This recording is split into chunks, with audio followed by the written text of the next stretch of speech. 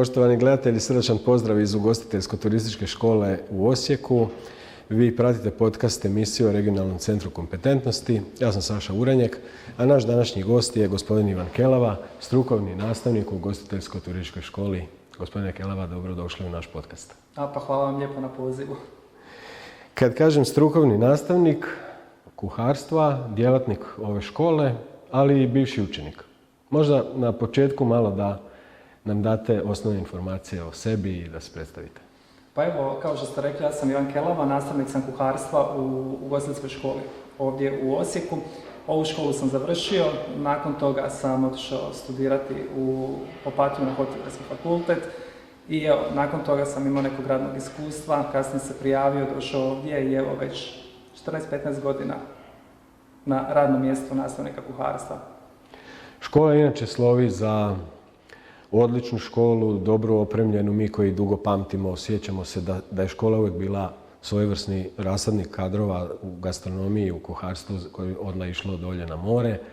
No evo, odnedavno je Ugostiteljsko-turistička škola jedna od 6 škola koja je proglašena regionalnim centrom kompetentnosti.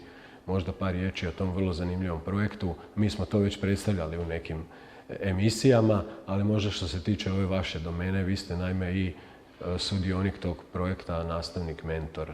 Tako je, evo, u cijelu priču ja sam uključen kroz edukacije na Kuharskoj akademiji Cordon Bleu u Parizu. Prošle godine i ove godine, znači, sudjelovao sam u edukaciji koja je zaista nešto posebno, nešto što vjerovatno si sam ne bi mogao priuštiti, što zbog posla, što zbog financijskih sredstava, ali kroz regionalni centar i projekt Virtuoz smo i taj dio isto odradili. Ajde da nam malo ispričate podrobno o tome. Kako je to bilo? Vidio sam podatke, bili ste u 2 modula, to nije bio neki vikend aranžman, nego to bilo 45-50 dana. Prije toga ste imali dobru pripremu. Pa evo ovako, znači, bio sam u 2 modula, Basic i Intermedia. Svaki od modula traje 45 dana. Prvi modul, kao što i sam naziv kaže, Basic, gdje smo od početka prošli sve nekakve osnove kuharstva, kako u obradi namirnica, tako i u pripremi različitih umaka koji čine, ajmo reći, bazu ovog našeg zanimanja. Tako da, bilo je jako zanimljivo, jako naporno. Predavanja traju otprilike 9 do 12 sati dnevno. Malo su predavanja, demonstracije, pa praktične vježbe i to se tako izmjenjuje, tako da bilo je jako zahtjevno, ali u konačnici kada sve to prođe, kad sam se vratio u školu, kad sam napravio taj nekakav rezime svega, zaista mogu reći da sam profitirao sa jako velikom količinom novog znanja,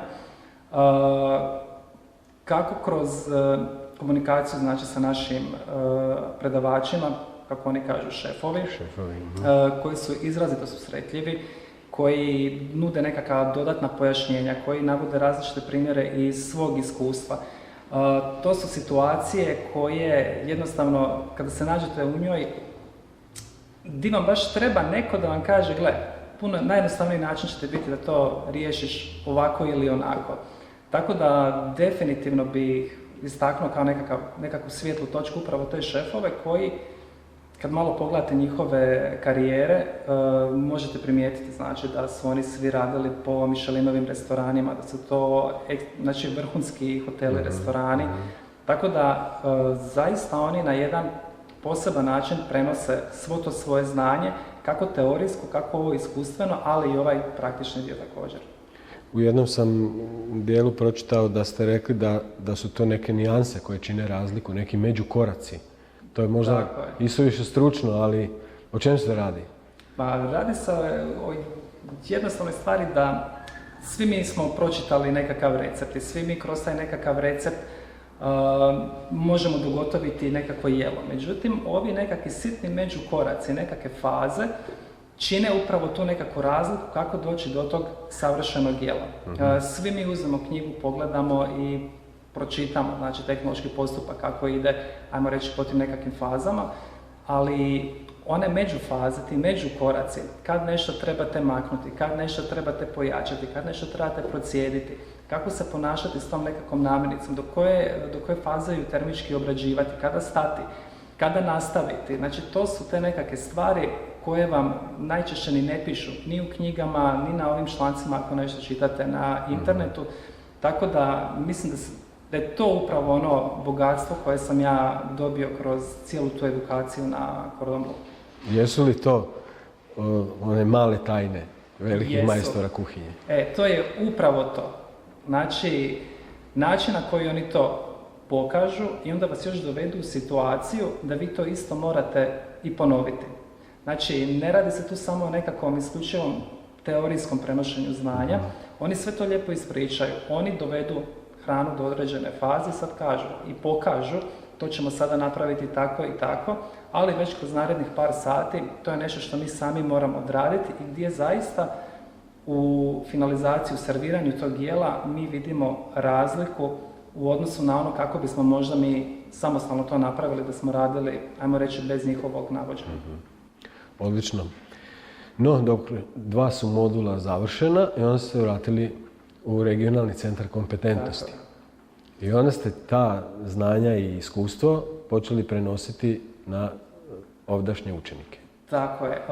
Znači, evo, prošle godine smo počeli sa različitim radionicama koje su namijenjene učenicima, koje su namijenjene za javnost, ali evo, ove godine još nismo počeli, odnosno ja još uvijek nisam počeo s obzirom na sve nekakve obaveze, ali i ove godine ćemo također krenuti i sa radionicama za javnost i za učenike i za ostale nastavnike i za partnerske škole iz regionalnog centra kompetentnosti.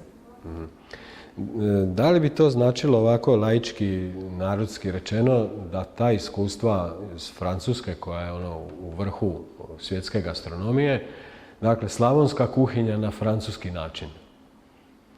Ili bi to ipak bilo nešto internacionalno ili je to nešto što je ipak naše? Ipak je to nešto što je internacionalno. Znači, ono što mi radimo ovdje jesu, ajmo reći, tehnološki postupci. Naravno da je sad s jedne strane to i naše, s obzirom da mi koristimo ove naše namirnice, međutim, tehnološki postupak u obradi namirnice je tehnološki postupak. Znači, nema tu neke prevelike razlike između tog da li ćemo nešto pržiti, ili ćemo nešto sotirati, ili ćemo nešto pirjati. Znači, sve to dođe na isto. Ali ono što se mi trudimo prenijeti, znači, nastavnicima i učenicima, upravo su oni dijelovi koje su nama prenijeli, oni međukoraci, kako bismo mi pripremili naše učenike za tržište rada. Ali isto tako i da ostalim nastavnicima pokažemo što smo naučili, kako bi oni isto mogli širiti dalje to znanje. I kako oni reagiraju? Usvajaju li to ili bude otpora?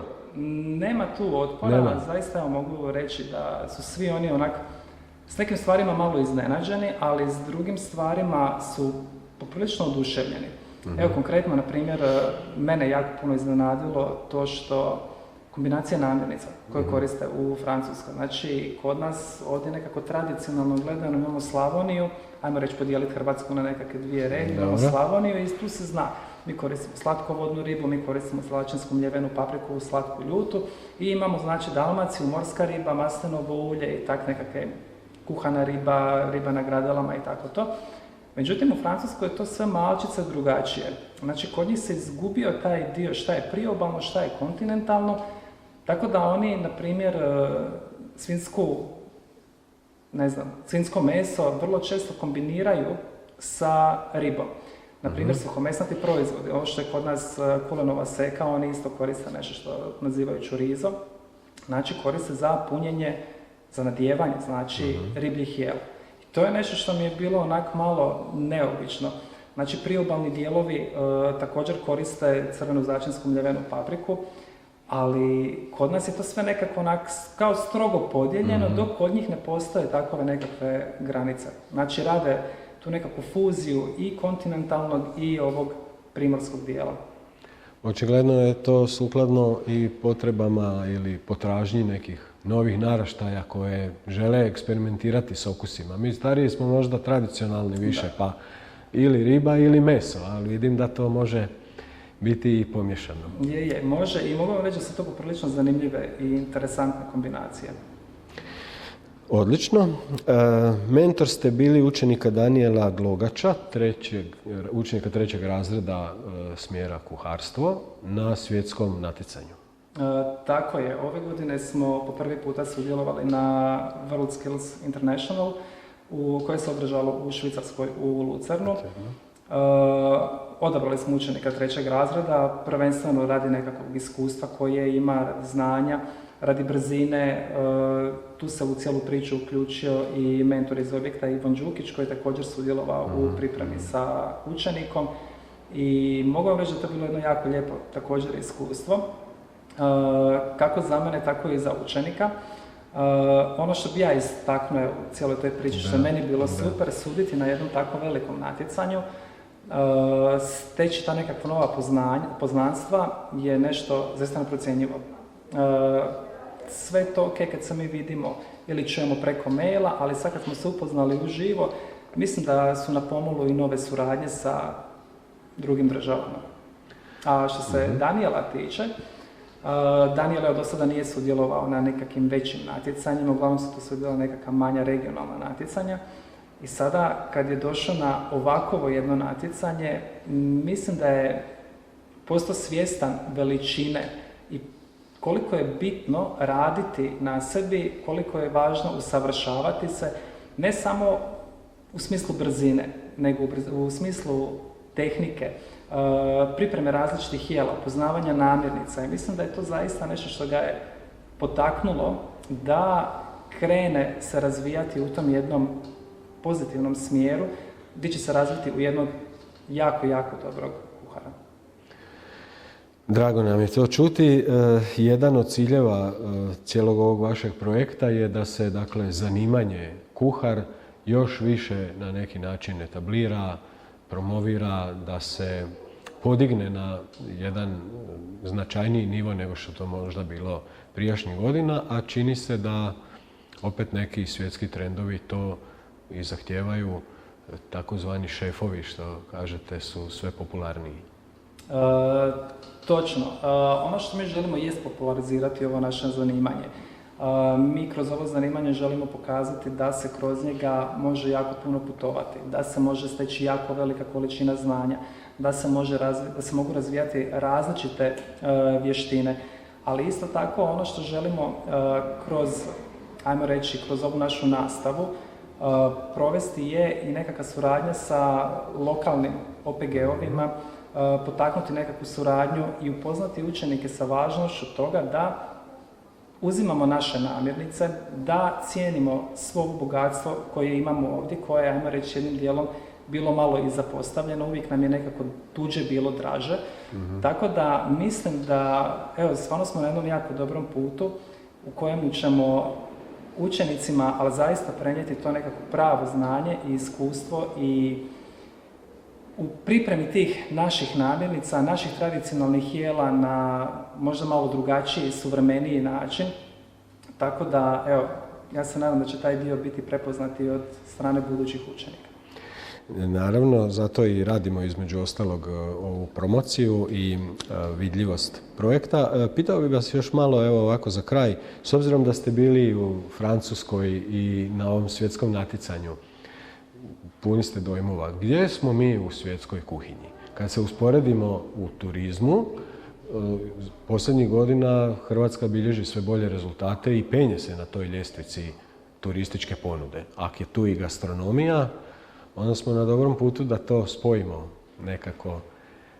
Dakle, radimo li mi to već u skladu sa nekim trendovima ili smo još uvijek daleko, daleko od nekog željenog nivoa? Pa ja mislim da mi uopće nismo daleko. Čak što više, mislim da taj nekakav promidžbeni dio gdje mi promoviramo više tuđe nego svoje, mislim da je to nekako najviše naš problem. Mislim da se vrlo rijetko uhvatimo nečeg našega i to ističemo kao nešto što je dobro, što je kvalitetno. Tako da, što se tiče pripreme hrane, što se tiče, znači, okusa, kombinacija tih nekakvih namirnica koje koristimo da bismo dogotovili nekakvo jelo, mislim da smo mi stvarno jako, jako dobri što se toga dijela tiče. Ali evo, naš kontinentalni dio još uvijek nekako malo turistički nije najrazvijeniji, pa onda nikako ni da dođemo do tog nekakvog izražaja. Da. Ali nadam se da će to ići sve više i da će gastronomija zauzimati sve značajniji udio u tome. Evo, gospodine Kelava, možda za sam kraj neku poruku budućim, potencijalnim, zainteresiranim kandidatima koji bi postali učenici ove škole, posebice oni koji se odluče za kuhare. Pa evo, ja bih svakako pozvao sve učenike završnih razreda, odnosno 8. razreda, da prvo dođu kod nas na dane otvorenih vrata, da obiđu našu školu, da vide u kakvim prostorima mi radimo, da vide svu tu opremu, da degustiraju nešto od ovoga što naši učenici pripremaju za njih. Definitivno bi preporučio ovo zanimanje svim onima koji imaju taj nekakav osjećaj ljubavi prema kuharstvu, koji vole kuhati, jer ovdje će zaista naučiti sve ono što im je potrebno da po završetku škole mogu bez nekih većih problema pronaći posao i pronaći svoje mjesto pod suncem. Nalazimo se u jednom prekrasnom praktikumu, on je isto rezultat ovog projekta. Tu je navodno sve vrhunski od uređaja, dakle, mogu samo poželjeti takve uvjete. Pa tako je, znači evo ovdje gdje se mi nalazimo, to je ogledni praktikum, znači gdje vršimo različite demonstracije, kako za učenike, tako i za mentore, ali isto i za ostale nastavnike koji dolaze ovdje na različite edukacije. Ali da, u pravu ste, praktikum je zaista vrhunski opremljen, oprema koja se nalazi ovdje. Pa evo, ako mogu usporediti, neke stvari koje imamo ovdje su i malo bolje nego one koje imaju na Cordon Bleu. Super. Radite i neke akcije za javnost? Tako je. Vezano za kuharstvo i hranu? Da, znači to sve dolazi u okviru onih radionica koje provodimo. Želimo znači upoznati javnost s tim šta sve mi radimo, želimo da i znači ti ljudi koji su i roditelji i bake i djedovi i stričevi i tetke, da svi oni dođu ovdje kod nas, da oni vide, jer želimo zaista pokazati ljudima da se kod nas u školi radi jako dobar, jako kvalitetan posao i želimo jednostavno na sve moguće načine utjecati na te mlade ljude i ukazati im da je odabir naše škole zaista dobar odabir.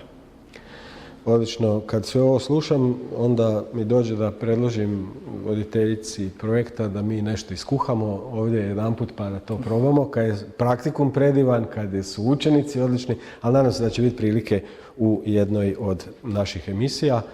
Gospodine Kelava, hvala na sudjelovanju i što ste podijelili ove zanimljive informacije sa nama. Cijenjeni gledatelji, mislim da smo bili vam zanimljivi. Gledajte nas i dalje u našem serijalu. Srdačan pozdrav. Pozdrav.